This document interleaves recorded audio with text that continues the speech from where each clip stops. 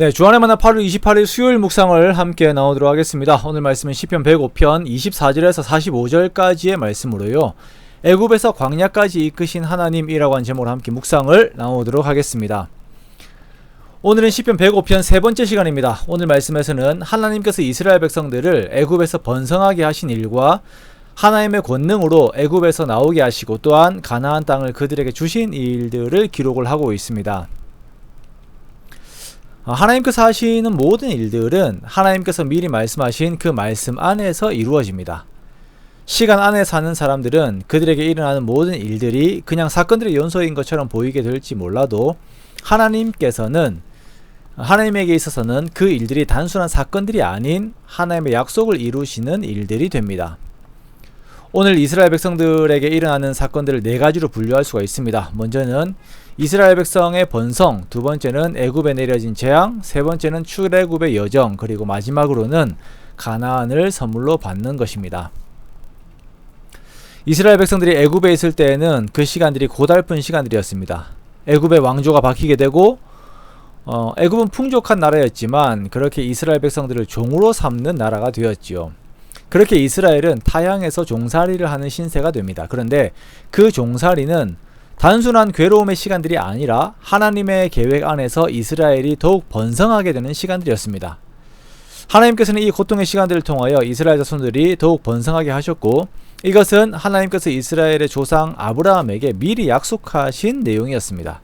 창세기 12장 1절에서 3절의 말씀에 보면 하나님께서 아브라함에게 그 후손이 번성하게 될 것이다 라고 말씀을 하셨어요. 그리고 창세기 15장에서는 아브라함의 자손이 이방에서 객이 되어 그들을 섬기게 될 것이다 라고 말씀을 하였습니다. 이방에서 객이 되는 이 시간을 통하여서 하나님의 번성의 약속이 이루어지고 있는 것입니다. 하나님께서는 고난 가운데 있는 이 백성들을 구원하시기 위하여, 그리고 애굽을 징벌하시기 위하여 모세와 아론을 보내십니다. 이 역시 창세기 15장 14절의 말씀을 이루시는 것입니다.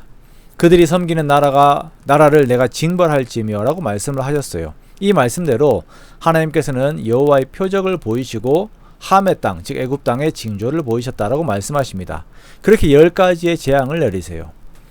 이러한 모든 재앙들이 일어나는 것, 즉 애굽이 그 힘을 잃어버리는 것 역시 모든 역사를 주관하시되 미리 그것을 말씀하신 하나님의 계획 안에서 이루어지는 것입니다.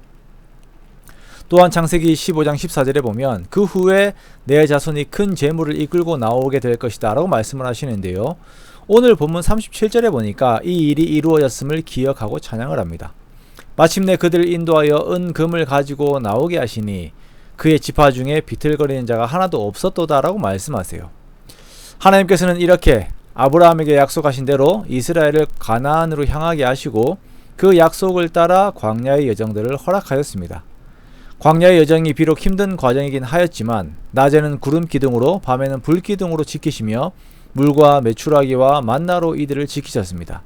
42절에 보니까 하나님께서 그의 거룩한 말씀과 그의 종 아브라함을 기억하셨기에 이런 일을 행하셨다라고 말씀을 하세요.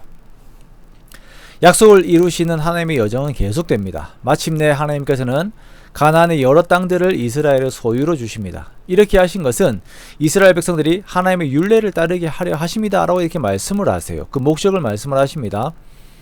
자, 하나님의 율례를 따르게 하기 위함이다 라고 함의 의미는 하나님의 말씀이 그만큼 신실하고 믿을 수 있는 것이기 때문에 사람으로 하여금 충분히 따르도록 하게 하신다라는 것이에요. 하나님의 긍휼하심과 인자하심이 이 모든 과정들 안에 있는 것이죠. 가나안 땅을 정복하는 건 역시 하나님께서 창세기 15장에서 아브라함에게 약속하신 일입니다. 가나안의 족속들을 그들에게 주시겠다라고 약속을 하셨습니다. 이 모든 과정들은 하나님의 신실하심과 은혜로우심, 그리고 그 백성들을 향한 사랑이 담겨 있는 것이에요. 이렇게 이스라엘은 하나님의 은혜를 입은 자들입니다. 그러므로 이스라엘은 하나님의 말씀을 즐거이 따르는 삶을 사는 것이 마땅한 것입니다.